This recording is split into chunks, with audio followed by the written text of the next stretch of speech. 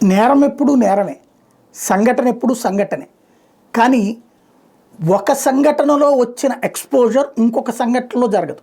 అది media hype అనాలా, లేకపోతే కనుక ఒక ఆర్గనైజ్డ్ డ్రామా అనాలా. నిర్భయ కేసు అప్పట్లో విపరీతమైన ప్రచారం జరిగింది. బస్సులో అత్యాచారం, హత్య దుర్మార్గంగా చేసినట్టు, ఖచ్చితంగా దుర్మార్గమే. తర్వాత దాని గురించి అనేకసార్లు మనం మాట్లాడుకున్నాం. ఇప్పుడు ఎంఎంటీఎస్ రైల్లో జరిగినటువంటి అత్యాచార యత్నం, అమ్మాయి ట్రైన్లో నుంచి దూకేసినటువంటి సంఘటన అసెంబ్లీ దాకా కూడా ప్రస్తావన వచ్చింది. మొన్న పత్రికలు టీవీలు రాసుకొచ్చింది అయితే అమ్మాయి గుర్తించింది ఎవడో ఒక వ్యక్తిని, వాడు పాత నేరస్తుడు, గతంలో కూడా వాడి మీద నిధి ఉంది అని చెప్పుకొచ్చారు.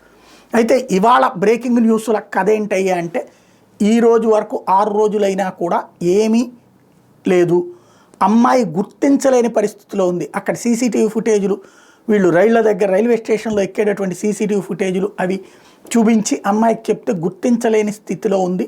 ఇంతవరకు ఏ ఒక్కళ్ళని పట్టుకోలేదు, 2 మాత్రం అదుపులోకి తీసుకున్నారు అనుమానితుల్ని. ఇది తాజా సమాచారం. మరి దీన్ని ఎలా ట్రేస్ చేస్తారో చూడాలి.